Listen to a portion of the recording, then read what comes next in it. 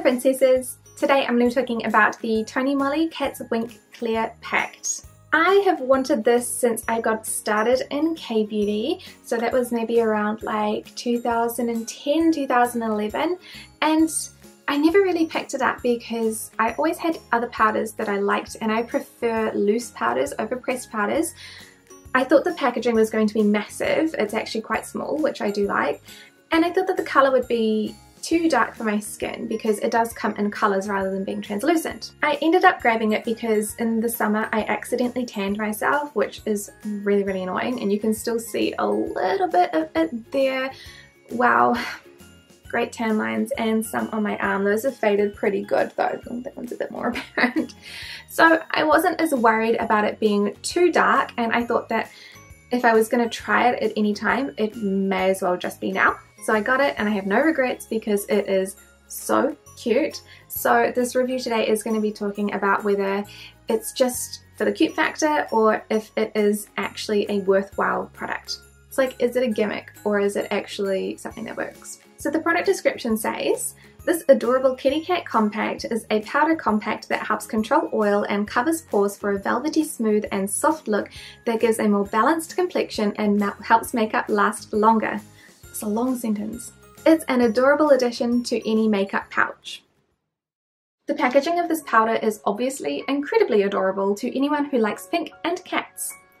The compact is smaller than I thought it would be, but I am happy with that as I didn't know if I had any room for it in my collection. Inside the compact there is a sizable mirror, a flimsy puff, and the powder itself, which has a cute paw print pattern.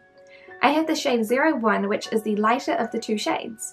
When swatched heavily, I can see this powder colour, and it seems to be slightly lighter than my pale underarm skin, which is great. It does blend out to be invisible on my skin, which I am also very pleased by. I am a loose powder girl through and through, so I do find that I struggle to apply the correct amount of this powder. Sometimes I apply too much, and sometimes I apply too little. I kind of have to touch my face to see whether I have enough powder on, but this is more of a personal problem than a problem with the product itself. Other than the amount that I apply, this powder is generally pretty easy to apply. I find that the little puff included is pretty useless and recommend using a large fluffy brush for the best application. This powder mattifies my skin really nicely, but doesn't leave it looking too dry. I do find that my extremely dry patches of skin, especially the skin around my eyes, does look a little bit dry and flaky, but I don't think that this powder emphasizes this more than usual. I do notice a little difference in the coverage of my base. I find that the powder actually removes some of the coverage. This is especially visible up close around my eyes. I always compare my powders to my current holy grail, which is the Skin Food Peach Cotton Powder. Here I use the TonyMoly powder on the left side of my face and the Skin Food powder on my right. The dark patch of skin on the right side is a birthmark. I did not forget foundation there, so please don't worry. I found that aside from the difference in coverage, both powders held up equally on my normal skin. After 8 hours, this powder isn't doing too badly. I have a little shine around my nose and the coverage has definitely diminished on my cheeks and chin, but it's not bad. It is quite cold in New Zealand at the moment, so I'm not dealing with dry skin or sweat, so I can't see this holding up that well during the summer weather, unfortunately.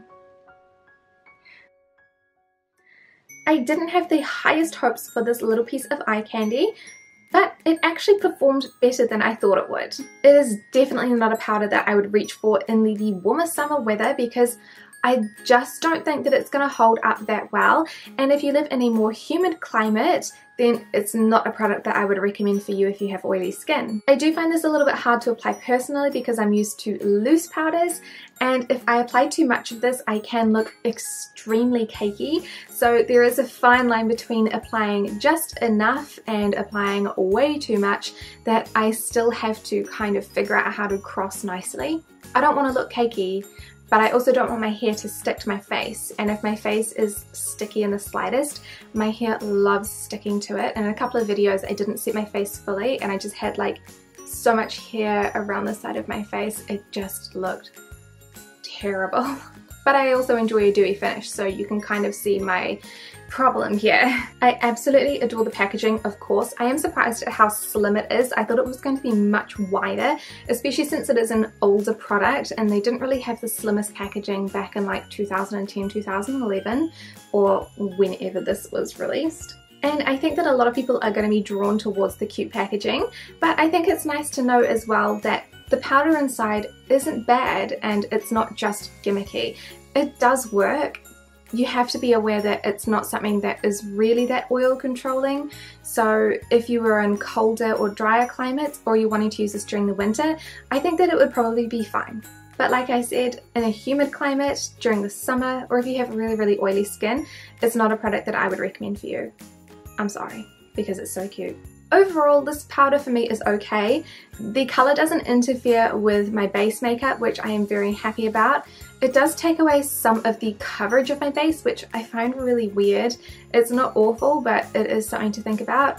But it has the cutest little cat face, so overall, it's not that bad. Thank you guys so much for watching this review, and I will see you next time. Bye!